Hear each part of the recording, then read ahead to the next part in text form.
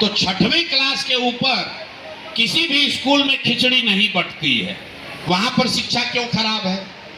आप में से कुछ लोगों का मानना है कि शिक्षकों की गुणवत्ता खराब है, ये नियोजित शिक्षक जो हैं इनकी गुणवत्ता खराब है, इसीलिए शिक्षा व्यवस्था खराब हो गया। ये भी बात सच नहीं है, क्योंकि अगर नियोजित शिक्षकों से ही शिक्षा व्यवस्था खराब होती तो आप हमें बताइए कि पटना कॉलेज और पटना साइंस कॉलेज में पढ़ाई क्यों नहीं हो रहा है? वहां तो ना खिचड़ी बट रहा है, ना नियोजित शिक्षक पढ़ा रहा है। तो भाई शिक्षा की स्थिति इसलिए खराब हुई क्योंकि समाज और सरकार, बिहार में समाज और सरकार दोनों की प्राथमिकता में शिक्षा है ही नहीं। जो समाज है उसके लिए भी जो शिक्षण संस्थाएं हैं, जो सरकारी विद्यालय है, वो सरकारी लाभ पाने का केंद्र है।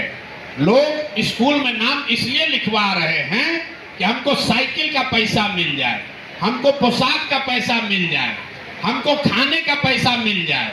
वो वहां पढ़ाने के लिए नाम नहीं लिखवा रहे। और सरकार के लिए भी जो स्कूल है वो पढ़ाने का केंद्र नहीं है।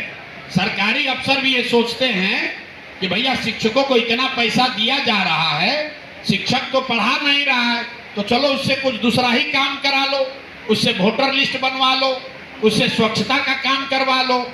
तो कहीं ना कहीं समाज और सरकार दोनों के लिए शिक्षा की कोई महत्ता नहीं है। इसको हम लोग सुधारने के लिए क्या कर रहे हैं?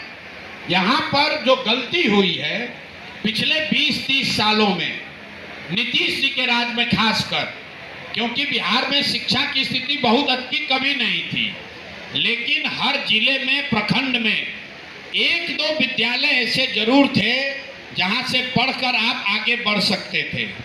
नीतीश जी के राज में समता मूलक शिक्षा नीति के नाम पर इन्होंने हर गांव, हर पंचायत में विद्यालय बनवाया। नतीजा ये हुआ कि जहां पर बिल्डिंग बनी वहां पर शिक्षक नहीं है, जहां शिक्षक है वहां पर बिल्डिंग नहीं है, जहां दोनों है वहां बच्चे नहीं हैं, और जहां तीनों है वहां पढ़ाई नहीं है। तो इसलिए हम लोग जो कह रहे हैं कि ये हर गांव में, हर मोहल्ले में स्कूल खोलने के बजाय जो दुनिया भर में अच्छे शिक्षा व्यवस्था का जो तरीका है, मॉडल है कि rather than taking schools to the children, take children to the good school. मतलब ये कि अगर आपको एक प्रखंड में 10 अच्छे विद्यालय अगर आप बना दें, 10 स्ट्रेटेजिक जगहों पर अच्छे विद्यालय बना दें, तो आपको छोड़ दीजिए भाई, वो अपना भीड़ है, अपना आएगा जाएगा। 10 अगर आपने अच्छे विद्यालय बना दिए और लोगों को स्कूल बस की सुविधा दे दी, तो कोई ऐसा गांव नहीं है बिहार में जहां से 20 मिनट से कम समय में लोग स्कूल तक न पहुंच जाए। ये पूरे यूरोपियन कंट्रीज में, खासकर स्कैंडिनेवियन कंट्री में ये व्यवस्था लागू है। तो हम लोग ये कह रहे हैं कि बिहार में हर साल, हर प्रखंड में कम से कम एक विद्यालय को नेतरहाट के स्तर का विद्यालय बनाया जाए। क्यों कहा जा रहा है नेतरहाट? क्योंकि नेतरहाट एक रेफरेंस के लिए है, समझने के लिए। नेतरहाट सरकारी विद्यालय था, बिहार सरकार के द्वारा संचालित था, और एक विद्यालय से 1500 से ज्यादा IAS IPS वहां से बने हैं। तो आप अंदाजा लगाइए कि अगर हर प्रखंड में एक नेतरहाट जैसा विद्यालय हो तो उसका कितना बड़ा फायदा हो सकता है। मैं एक क्यों कह रहा हूं?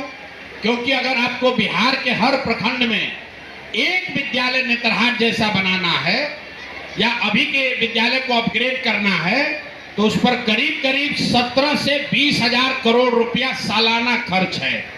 17 से 20 हजार करोड़ रुपए का खर्च है, और वो अभी के शिक्षा बजट का 1/3 है। इतना पैसा इकट्ठा किया जा सकता है।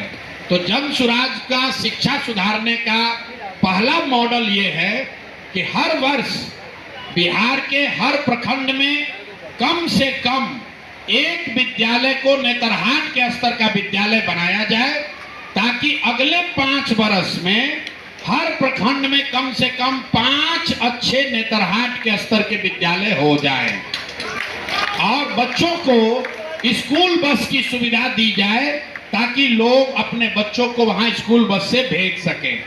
अब आप ये कहेंगे कि अगर आपको ये बनाने में 5 बरस 10 बरस लगेगा तो फिर 10 बरस अभी के बच्चों का क्या होगा?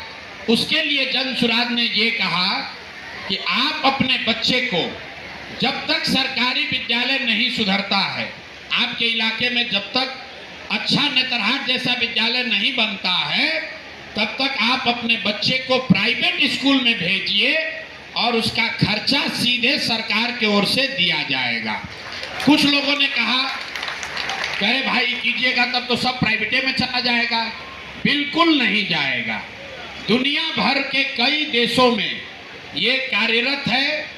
लोगों को, गार्जियन को, पेरेंट्स को ये सुविधा दी जाती है कि आप अपने बच्चे को प्राइवेट में पढ़ा लो या सरकारी में पढ़ा लो, क्योंकि सरकारी विद्यालय भी मुफ्त नहीं है। सरकार के लिए सरकारी विद्यालय भी मुफ्त नहीं है।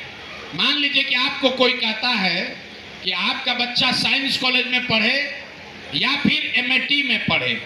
एमएटी में पढ़ेगा तो फीस सरकार भरेगी, साइंस कॉलेज में एडमिशन होगा तो फीस आपको खुद से भरना पड़ेगा। तो यहाँ बैठे हुए ज्यादातर लोग कहेंगे ना भैया फीस देंगे लेकिन अपने बच्चे को साइंस कॉलेज में पढ़ाएंगे, एमएटी में नहीं भेजेंगे। अगर कोई आपको कह दे कि आपके बच्चे को मेडिकल करना है, वो पीएमसीएच से करेगा तो फीस आपको देना पड़ेगा, सरकारी फीस, और अगर रमैया से करेगा तो उसका फीस सरकार भरेगी। तो ज्यादातर लोग कहेंगे नहीं भैया रमैया नहीं चाहिए, हम तो चाहते हैं कि हमारा लड़का पीएमसीएच से पढ़े।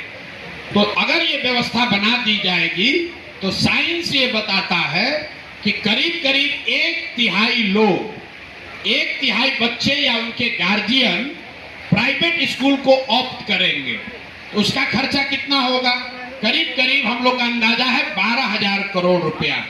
और अभी जो व्यवस्था चल रही है, प्राइमरी स्कूल में, प्राथमिक विद्यालय में एक बच्चे को, सरकारी प्राथमिक विद्यालय में एक बच्चे को पढ़ाने का खर्च है 864 रुपया। आप इस बात को ध्यान रखिए, ये बात अध्ययन से ही निकलेगा।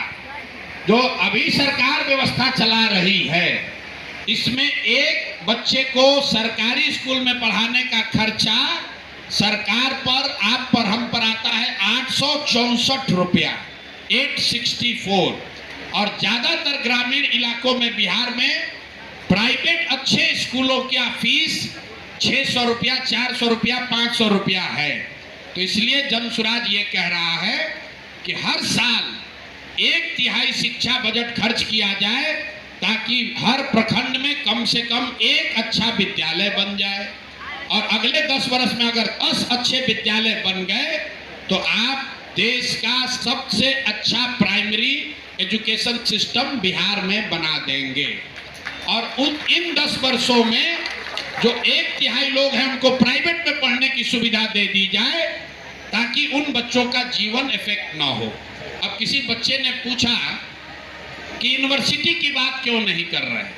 मेरे भाई एक आंकड़ा आपको दे रहे हैं, पूरे बिहार में सिर्फ 10 से 11% बच्चे ही 12वीं पास करते हैं। ध्यान दीजिए, 10 से 11% लोग ही 12वीं क्लास पास कर रहे हैं। दलितों में, ये जाति की राजनीति करने वाले लोग, समाजवाद और सामाजिक न्याय की बात करने वाले लोग, जिन्होंने जातीय जनगणना कराया, उसका रिपोर्ट पढ़िए। उस रिपोर्ट में लिखा है कि आज भी सिर्फ 3% दलित, ध्यान दीजिए, 3% दलित, 5%, 4.76% ईबीसी अति पिछड़ा और 7% से कम मुस्लिम समाज के बच्चे ही 12वीं पास कर रहे हैं। सामान्य वर्ग के लिए भी 15% ये आंकड़ा है। एवरेज बिहार में 10 से 11% लोग 12वीं पास करते हैं। तो निश्चित तौर पर यूनिवर्सिटी सुधरना चाहिए, सुधरेगा, लेकिन पहला फोकस प्राइमरी जब तक आप नहीं सुधारिएगा, जब बच्चा आपका 12वीं नहीं पढ़ेगा तो यूनिवर्सिटी वर्ल्ड क्लास बना भी दिए तो उसका फायदा कुछ लोगों को मिलेगा, पूरे समाज को नहीं मिलेगा।